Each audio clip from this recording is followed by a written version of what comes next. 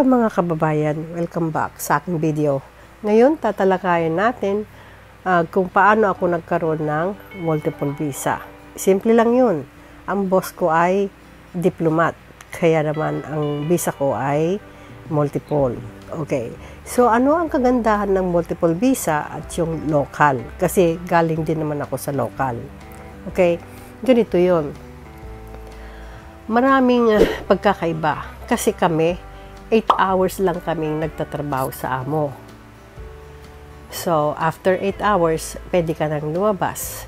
Pero, ang kagandahan lang sa stay-in na amo or sa local na amo ay stay-in ka sa boss mo, pero libre ang pagkain mo.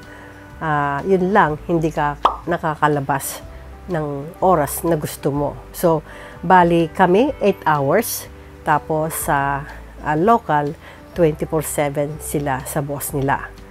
So, Sunday and Saturday, off namin. Pero, kung ang boss ay mag-request na papasok ka ng Saturday, yun ay overtime na. So, halimbawa, ang sweldo mo, nasa kontrata mo is 28,000 a month. So, equivalent to 49,000 sa peso. Yun na yun. So, ganun ang salary. Although na pare-pares naman kami kasi ang kontrata ay nanggaling naman sa MECO. So, ang pagkakaiba lang ay 8 hours kami, ang stay-in, yung mga local ay 24/7 sila. At nagtatrabaho din sila ng Saturday, Sunday. Though, na yung mga ibang amo ay hindi sumusunod dahil nakalagay talaga sa kontrata ay 1 day a month or every Sunday ay labas talaga. Pero yung ibang boss ay hindi pinapalabas. Si katulong, paglalabas ay without pay. Pero actually, nag-stay in ka talaga sa amo eh. Minsan talaga hindi ka pinapalabas unless na mag-request ka. So yung iba, marami nagrereklamo. Yung iba, lalabas lang pag mag-remit. Yung iba naman ay lalabas mag-day off. Yung iba naman, every Sunday, nagde-day off. Pero iba naman ay hindi nagde-day off one time, 1 month. Pag lumabas, para lang mag-remit. I-remit yung pera sa Pilipinas. Okay? So, most importantly is yung tatalakayin natin kung ano ang mga benefits ng multiple visa na gaya ko. So, nakita niyo dito nyo sa ARC ko ay binabahagi ko sa inyo na nandiyan nga sa yung ARs ko, nakita nyo na multiple visa ako. So, maraming nagtatanong. Ang tanong nila kung bakit matagal na ako sa Taiwan, anong nangyari? Kasi ganoon talaga, kasi 14 years dapat talaga is uuwi ka na ng Pilipinas. Whether you like it or not, kahit na meron kang amo, basta umabot ka ng 14 years, is uuwi ka na. Pero ako kasi is 20 years na ako dito, more than 20 years na yata. Pero nandito pa din ako. So, yun yung dahilan kaya hindi ako umuwi dahil nakahawak ako ng multiple visa. So, ang multiple visa ay hindi na kami hawak ng labor ng Taiwan, kundi HR na ang humahawak sa amin. So, wala na kaming pakialam ng local or labor ng Taiwan. So, uuwi kami, ticket lang ang bibili namin, kukuha lang kami ng UEC sa MECO, then ticket, then pwede na kaming umuwi. Unlike sa local talaga, is kumuha ka pa ng clearance mo or re-entry visa mo bago ka umuwi. Kami kasi ay hindi na. So, yun lang kagandahan. Kung bibili ka ng ticket at pwede ka nang umuwi anytime. Kahit 2 weeks ka lang dito sa Taiwan, kung gusto mong umuwi, pwede ka nang umuwi. So, di ba? Ang ganda. So, pwede ka stay out pati ang mga nakahawak ng multiple visa. It depends sa amo. Magkano ang binabayaran ng boss pagka multiple visa ka, pag stay out? Actually guys, may mamababait kasi hindi pare-parehas ang mga boss. Pero, kung i-request nila na mag-stay out ka nila at hindi ka mag-stay in sa bahay nila, is another payment para doon sa bahay. So, halimbawa, ako, 5,000 yung bahay. So, i-refund nila yun, babayaran. So, 28 yung nasa kontrata, plus 5,000 na bahay. So, bali, ibibigay sa'yo lahat ay 33. So, may boss na babayaran yung food allowance.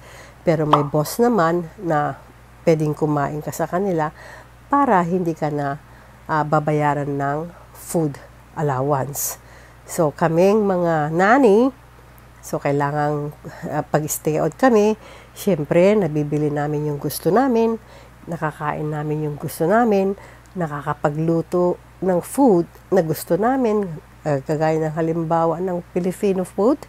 Kung gusto mo magpakbet, pwede ka rin magpakbet. Kung gusto mo ng tuyo, pwede ka magluto ng tuyo. So, wala lang pakialam yung boss mo doon kasi may sarili kang bahay. Okay? So, yung iba talaga, nagbibigay ng food allowance. Pero yung iba, sabi, pinapakain ka na sa bahay nila as long na gusto mo bago ka umuwi. So, kasi 8 hours ka nandoon sa bahay nila. So, pinapakain ka naman So, hindi na kailangan magbigay ng food allowance sa inyo. It depends sa amo. So, yun lang hanggang 8 hours. Pag lumagpas ka ng 8 hours a day, so, it means overtime na yun. Kaya lang, kagaya ko, pag lumagpas ako ng 8 hours, is hindi ko na sinisingil ng mga boss. Pagka 1 hours, 2 hours lang yan, parang pakonsuelo na rin sa kanila. Tama? So, malaya kami na lalabas. After 8 hours, malaya kami na saan ka pupunta, malaya kang uuwi, wala kang kinakailagan, unlike talaga sa stay-in na 24/7, na magbabantay ka ng lola't lola, na mga matatanda o kaya mga alaga mong bata, talagang titignan mo sila na hindi ka pwedeng kailangan. Kasi yun ang responsibility mo, especially yung mga old. So, dapat titignan mo sila lagi. On duty ka sa kanila, especially pag may sakit yung mga alaga mo. So, yung mga pupupuntang Pilipina dito sa Taiwan, pagka caretaker, ibig sabihin sa local ka. So, yun. Besides sa mga kwento ko ngayon about sa diplomat, sa mga diplomat na amo at saka mga local, so marami pa tayong tatalakayin dito guys. Tumutok lang kayo dito.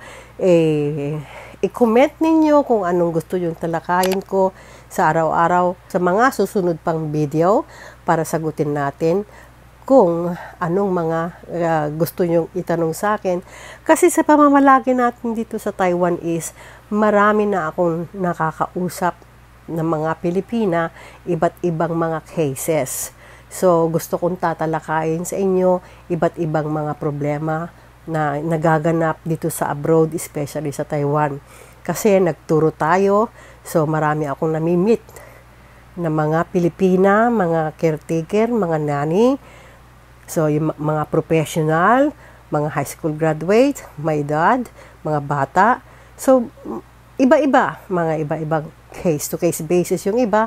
Bakit na pumupunta yung mga ibang katulong pag release, pumupunta sa shelter. So, doon sa shelter, marami ka rin may encounter na mga problema. So, sa mga susunod nating mga videos, tatalakayin natin bawat isang mga problema na nagaganap. Nandoon yung mga hindi pinapakain, nandoon yung dinadala sa abroad. So, depende sa mga boss na mapupuntahan nyo pagka nandito kayo sa Taiwan. So, hanggang dito na lang tayo guys. At sana, supportahan nyo ako through sharing sa mga videos ko. At please, like also. Bye-bye!